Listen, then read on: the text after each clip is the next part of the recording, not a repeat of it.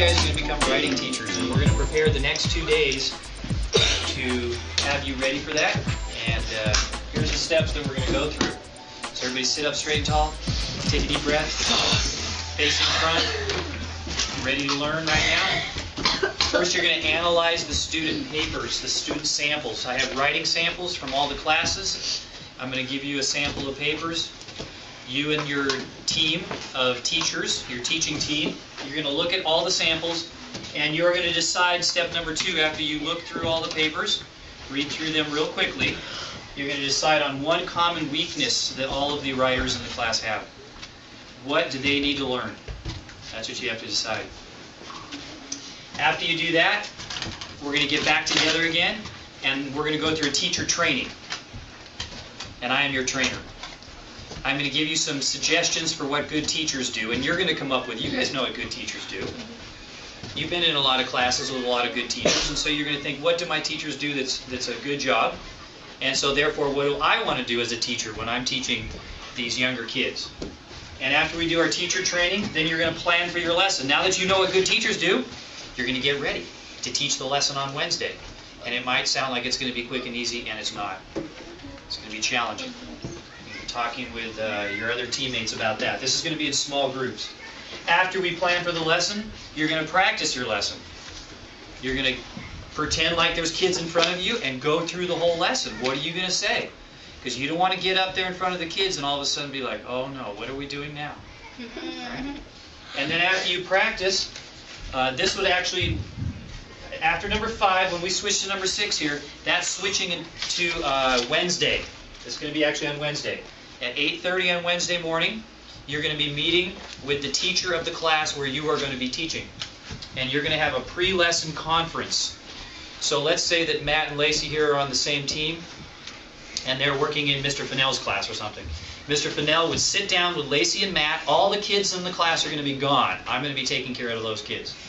They're going to be out on the playground with me. You're going to have a little meeting with the teacher of the class. And you're going to say, here's what we're planning on doing. And you're going to lay it out for the teacher. And the teacher's going to say, oh, I really like how, yeah, my kids need to learn that. Hey, don't forget about this. You might want to try this. That kind of stuff. When they meet with you. And you're going to have like 10 minutes to talk to them. That's all. It's going to go fast. And then you and the teacher are going to come out to the playground. You're going to get the kids. You're going to bring them in. And then it's going to be showtime. Right? Then you're going to actually teach the lesson. And that's where we come up to here. Step 7. You're going to teach the kids the lesson. After the lesson, you have up to an hour with the class to teach them your writing lesson. Now that includes the amount of time that they work. So if you want to have them write a paragraph, which I hope you do before you leave, have them write a paragraph again to see if their writing's improved. After they write their paragraph, and you talk about it, maybe you're going to do some of the things that we do in the class after we write paragraphs. You're going to come back to the class then with all of their assignments that they did with you. Right, follow me? They do something for you. You're going to bring those back to the class, and you're going to do step 8.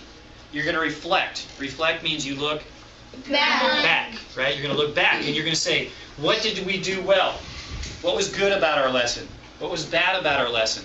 And much of what you can decide about your teaching is, here's what they wrote like before, and here's what their writing is like now.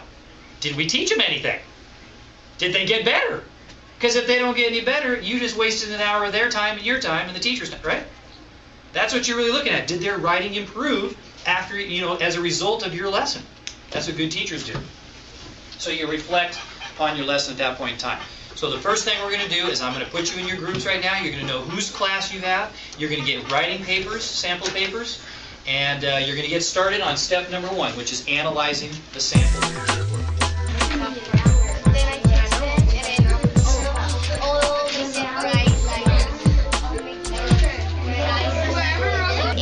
I'm finished. This is really makes sense because it says one vacation. Comma. I am going on a.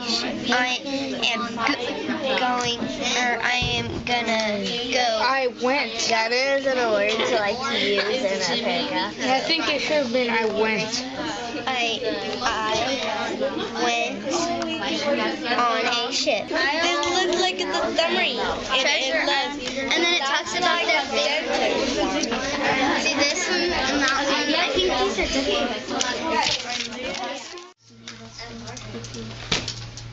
Yeah, almost everybody.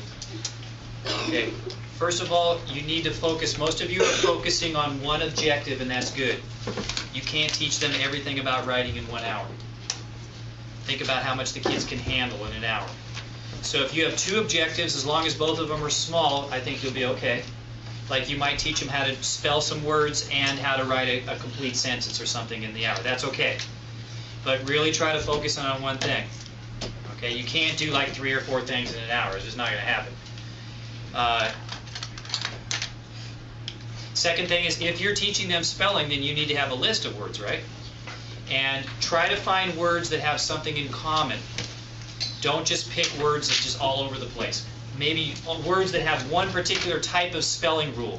Like maybe the kids are not doing the long vowels sound right with a magic E at the end type of a thing. So you give them a bunch of words like that to help their spelling. And also keep in mind how many words can they learn how to spell in an hour. We'll talk about how to actually teach them how to spell those words later. But you can't teach them 50 words, put 50 words on a list that they're struggling with. But at the same time, we don't want to do a spelling list that has 1 or 2 words, because that's a waste of an hour. So it's got to be somewhat challenging for them, but not impossible. Keep going. You guys are doing a great job. Keep going. Okay. Need pod. That's about right. Pod? I think The pirates. That's right. Yeah. Okay. Well, this one has a little bit of spelling mistake, like really as much as this one. And then, okay. So a little bit of spelling mistakes. What are you guys doing right now? We're talking what roles we're gonna do when we're teaching the other class. Okay. Well, we all want to talk, but we don't know what to do, so I'm telling them to, why don't we take turns like on talking?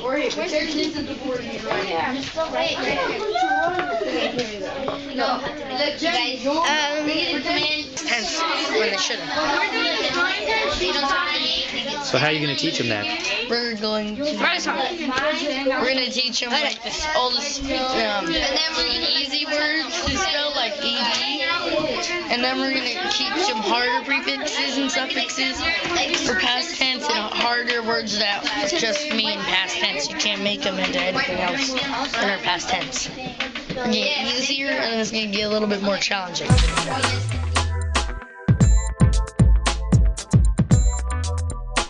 Teachers. I'm the teacher of the teachers, and so I'm going to train you how to be a good teacher right now, but you're also going to train each other, because you guys know what good teachers do. So let's see, I'm just going to go ahead and take a stick here. Aubrey, would you mind working on the overhead up there? You can use your paper, you can use my paper, whatever. That paper will become your paper. And you're going to write down ideas up there, and so that everybody can kind of see what you're writing. Do you want the stool? Sure? Okay. Then I'll use the stool.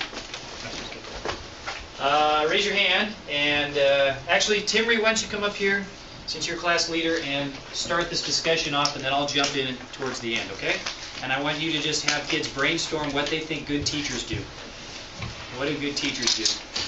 And so that when you guys spend your hour teaching the class, and, if you're watching some other kid, let's say you're in the class and you're looking at that kid going, oh, they're doing a good job. Why? What would they do that would be a good job? So, Timmy, you're going to lead that discussion, call on kids. Make sure that everybody agrees before you put it down, or at least that we reach most of the consensus with the class. Just talk really loud because I got the video going right now, okay? They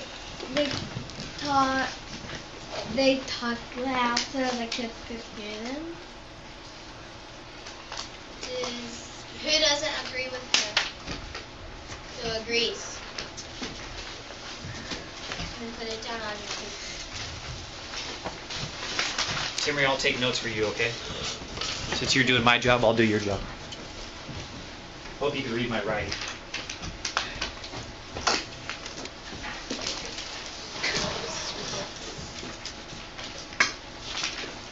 Notice we don't have a title at the top of that.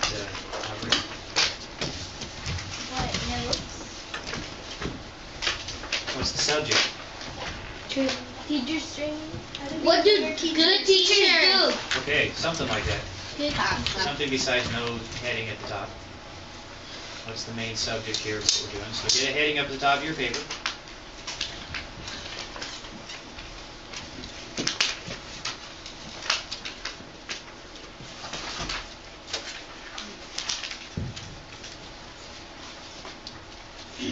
What else should good teachers do? Oscar?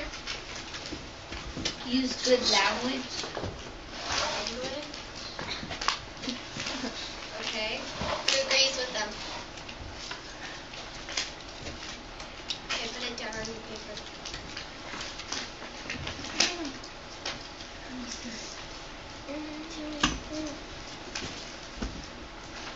Anna? What kind of good language? Like, what kind? Like, a good language? I don't get it. What type of language, Oscar? Oh, no. Oh? Well, just like...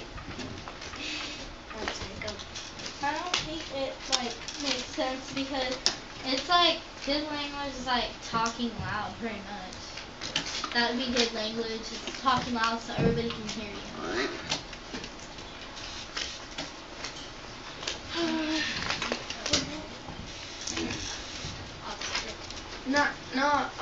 Like, for you not to be saying words that the kids don't know. Like, speak clearly? Yeah, like, speak clearly. Yeah, why don't you just say that? Echo. I just really thought about it. Lacey? Good language, I think, is not like saying I see book or something like that. it will be like the exact opposite of that, really. But you would say, like I'm looking at a book instead of I see a book or I see a book. Yeah, that's better language than Like I saw a book.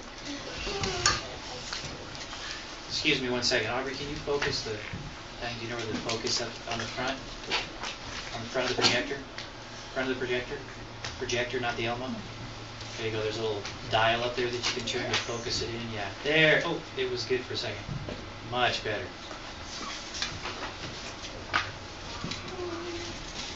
Jocelyn? I think like if you're gonna write on the board, you need to like write me and big so they can see. Okay, we're going to stay on the language part right now, but we'll move on to your idea after this, okay? Oscar? Because you have to use good language because if you're talking like to some second graders and you say you have onomatopoeias in your sentence, you're gonna be like saying like, what? What are you saying?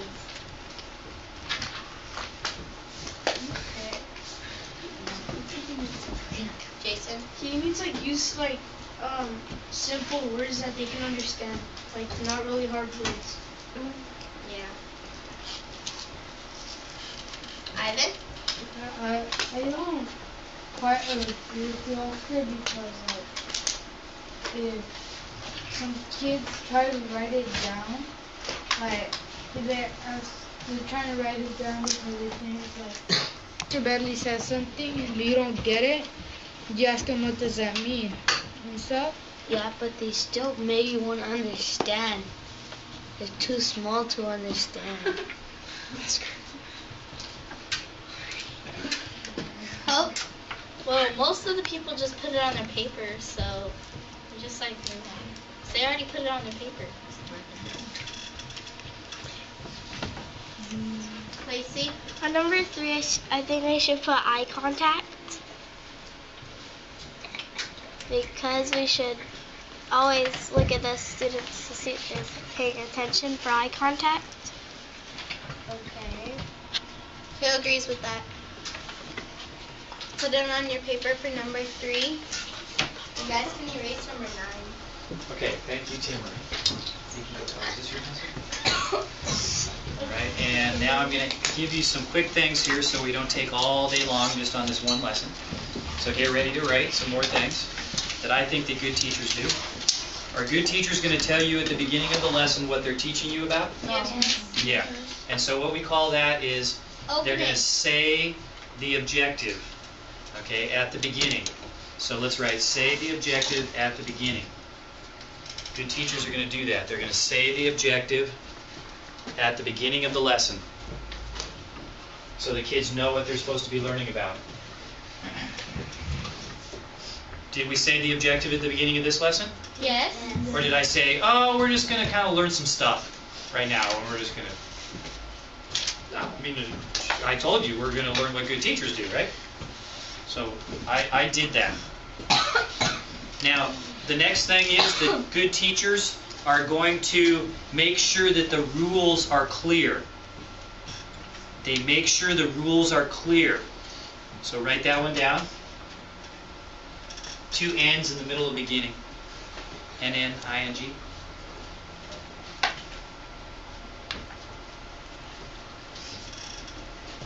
So a good teacher, with you guys at this point right now, I don't necessarily have to get up here and say, raise your hand if you have something to say.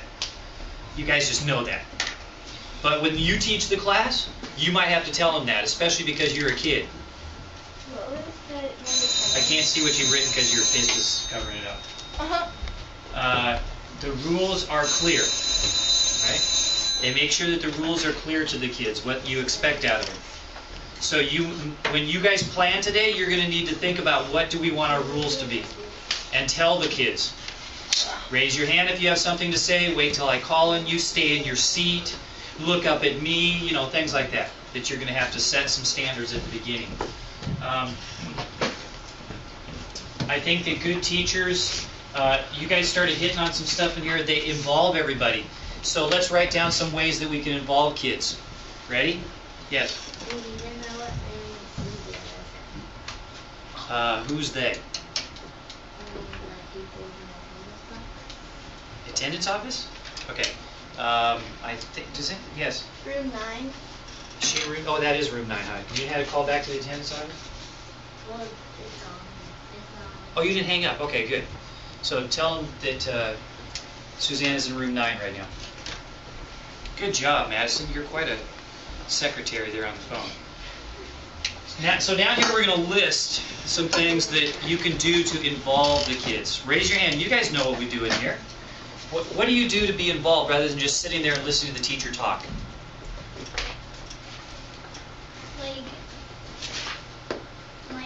Just raise their hand and try to Okay, so you can call on kids. Write that down. So you're, let's put this. Ask questions. Good teachers ask questions, right? So number 11, is that what we're on? 11, ask questions. Some of you have different numbers. That's okay because you ask questions. Not question. More than one probably. So when you're asking questions, you're obviously calling on kids, right? So what else are you, what am I doing? Come on, think about what good teachers do.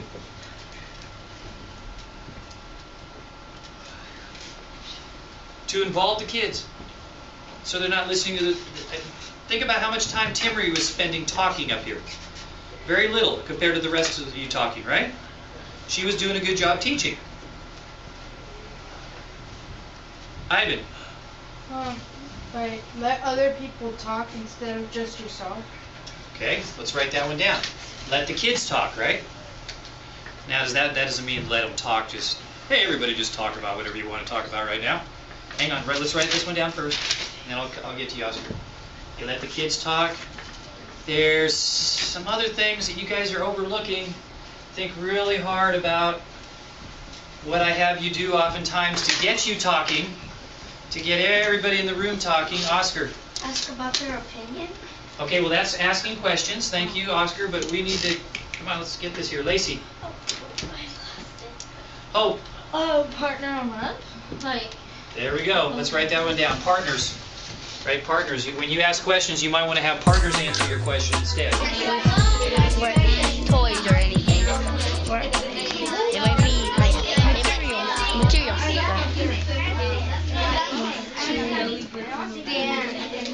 What are you guys doing right now, Jason? Well, we're basically saying the rules that they're gonna have to follow in the class. Okay. Now you think of one.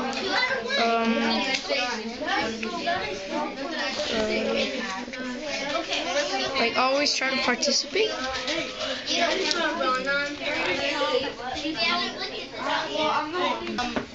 Words. So, I guess. Like how do you spell them? So, yes or no? Okay. Does anybody know how to spell favorite? Oh no, Brianna.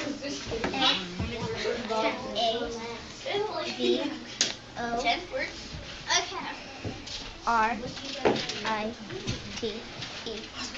That is how you spell favorite. Okay. So there's one of your spelling words. Now, candy.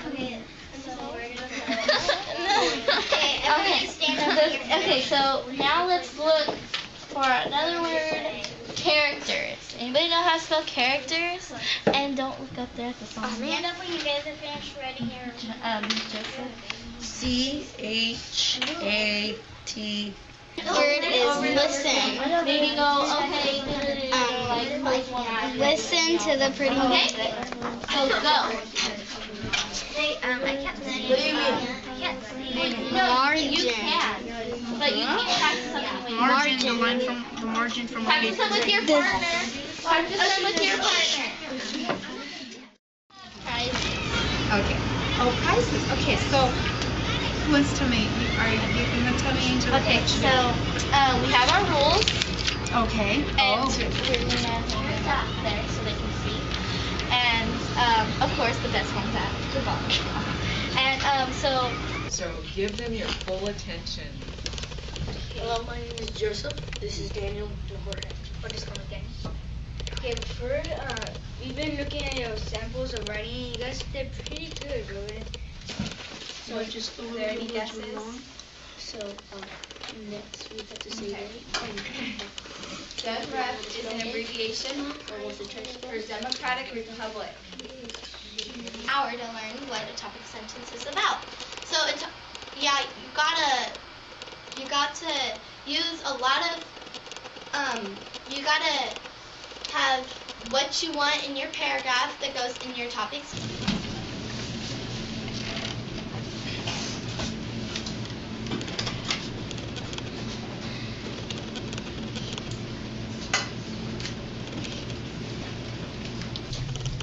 The first word suddenly is spelled S-U-D-D-E.